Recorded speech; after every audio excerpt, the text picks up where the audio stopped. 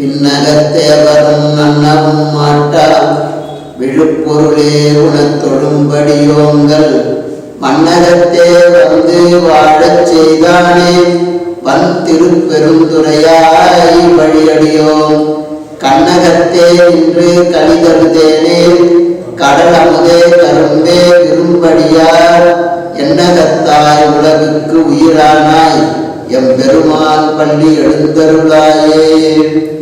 எல்லாமல்ல செந்தமிழ் சொக்கநாத பெருமானுடைய திருவருளையும் தர்மயாதின குருமணிகளினுடைய குருவருளையும் சிந்திக்கின்றோம். அன்பர்களே, அங்கிங்கனாதபடி எங்கும் பிரகாசமாக வீட்டிருக்கின்ற இறைவன் கோயிலிலேயும் நம்முடைய உள்ளத்திலேயும் இருக்கின்றான். நாடி நாரணன் காணவனார் அந்த திருவுருவம் திருமுடியும் திருவடியும் திருக்கோயிலிலே மூர்த்தமாக எழுந்திருக்கின்றார். அந்த மூர்த்தத்தை நாம் 6 காலங்களாக சென்று காலங்கள் தோறும் வழிபாடு செய்திருக்கிறார்கள் நாயன்மார்கள் எல்லாம். அடியார்கள் எல்லாம் அப்படிதான் மரபு வழியாக இருந்து அதை நெறிப்படுத்தியிருக்கின்றார்கள். அவ்வகையிலே உஷக்காலம் என்று சொல்லக்கூடிய விடியற்காலை பொழுதிலே நாமும் அந்த வழிபாடை செய்ய வேண்டும் என்பதற்காக திருப்பள்ளி எழுச்சி என்கின்ற அந்த நிலையை நமக்கு மணிவாசக பெருந்தகை அருள் செய்திருக்கின்றார். ஆயினால் அந்த வழிபாட்டு நிலையிலே தான் நாம் சென்று இறைவனை துயில் எழுப்புவதாக கருதி பாடி வழிபட்டு நமக்கு என்ன தெரிகிறதோ அந்தந்த முறையிலே நின்று அவனை வழிபாடு செய்ய வேண்டும். அப்படி துயில் எழுப்ப வேண்டும், அவனை புகழ்ந்து சொல்ல வேண்டும். இதெல்லாம் நம்முடைய முன்னோர்கள் செய்து காட்டியிருக்கிறார்கள்.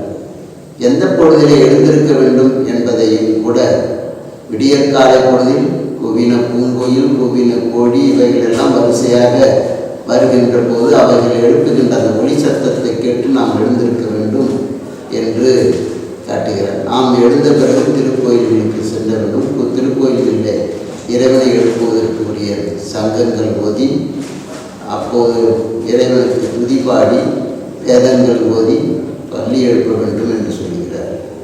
அதில் எப்படி இருக்க வேண்டும்? விண்ணகத்தேவரும் நன்னவும் மாட்டா. விண்ணகத்தில் இருக்கின்ற தேவர்கள் எல்லாம் நெருங்க முடியாத அளவிற்கு இருக்கின்ற இறைவனே, அவர்கள் அணுகவும் முடியாத மேலான தெய்வமாக விளங்குகின்றார். விழுப்பொருளே, மேன்மையான இறைவனே, விழுப்பொருளே, உன்னை தொழும்படியோங்கள் மன்னகத்தே வந்து வாழச் செய்தானே. உன்னை தொழுவதற்காக இந்த பூவுலகத்தில் வந்து வாழ்வதற்கு அள்ளி செய்திருக்கின்றான். ஏனென்றால் இந்த பூமி தான் கர்ம பூமி என்று சொல்வார்கள். மேலே இருக்கின்றவர்கள் அவர்கள் பசியும் எடுக்காது, உணவும் உண்ண மாட்டார்கள், எல்லாம் அப்படியே இருப்பார்கள். ஆனால் சுகத்தை அனுபவிக்க முடியாத நிலையிலே பொம்மையாக இருக்க வேண்டியதுதான் மேல் உலகத்தில் இருக்கின்றவர்கள். ஆனால் பூ உலகத்தில் தான் கர்மாக்களை எல்லாம் அனுபவிக்க வேண்டும். அதற்காகத்தான் இந்த பூ உலகத்திற்கு நாம் மீண்டும் வர வேண்டும் என்று ஒவ்வொருவர்களும் விரும்புகின்றார்கள். மனித பிறவியும் வேண்டுவதே இந்த மாநிலத்தை என்று சொல்லுகிறார் அப்பர் பெருமான். காரணம் என்ன என்றால், எடுத்த பொற்பாதமும் காணப்பெற்றால் மனித பிறவியும் வேண்டுவதே. அதே போன்றுதான் அம்மையாரும் கூட சொல்லுகின்றோம், இரவாத இன்ப அன்பு வேண்டி பின் வேண்டுகின்றார், பிறவாமை வேண்டும் மீண்டும் பிறப்புண்டே உன்னை என்று மறவாமை வேண்டும் இன்னும் வேண்டும், நான் மகிழ்ந்து பாடி அறவா நீ ஆடும்போது உன் அடியின் கீழ் இருக்க என்றார். உன்னுடைய திருவடியின் கீழ் இருக்க வேண்டும். ஆகினால் எனக்கு இந்த பிறவி வேண்டும் என்று பலர் கேட்டார். பிறவி வேண்டாம் என்று நிலை எதற்கு என்று சொன்னால், இந்த பிறவி பிறக்கின்ற போதும் படுகின்ற துயரங்களை காணுகின்ற போதும் மிக கொடுமையானது. அதிலிருந்து மீளுவதற்காகத்தான் இந்த இறை வழிபாடு. இதற்காகத்தான் விண்ணகத்தில் உள்ள தேவர்கள் எல்லாம் நெருங்க முடியாமல் இருக்கின்ற அந்த இறைவன் நம்மை எல்லாம் மன்னகத்தே வந்து வாழச் செய்திருக்கின்ற காரணத்தில் வாழச் செய்திருக்கின்றான். தொழும்படி மன்னகத்தே வந்து வாழச் செய்தானே வன் திருப்பெருந்துரையாய், உன்னுடைய அருமையான வண்டல் மண்கள் சூழ்ந்திருக்கின்ற திருப்பெருந்துரையாக விளங்குகின்ற இறைவனே, அந்த பதியிலே இருக்கின்ற தலைவனே, வழியடியோம் உமக்கு வழிபடியாளாய் என்று சொல்வார் திருப்பல்லாண்டிலே. அப்படி வழியடியோம் கண்ணகத்தே என்று கலிதருதேனே, என் கண்ணாயிருந்து காட்சி கொடுத்திருக்கின்ற அமுதமாக இருக்கின்றவன் கண்ணின் மணியாகி நின்றாய் போற்றி கைலை மலையானை போற்றி போற்றி என்று சொல்வார். கண்ணகத்தே என்று கலிதருதேனே, கண்கள் தான் ஒன்றை பார்த்த பிறகு மகிழ்வதற்கு ஒரு இடம் கொடுக்கின்ற காரணத்தினால் கண்ணகத்தாய் என்று கலிதருதேனே என்று சொன்னார். கழித்தல் என்பது கண்ணின் மூலமாக கிடைப்பது. ஆனால் அந்த சுவையை அனுபவிக்கின்ற போது அது தேனாக இருப்பதினால் அதனால் கலிதருதேனே. கடல் அமுதே, கடலில் பெற்ற தேவர்களும் அசுரர்களும் சேர்ந்து நீடு வாழ வேண்டும் என்பதற்காக வாசுகியின் கயிறாக கொண்டு திருப்பார்கடலை கடைகிறார்கள்.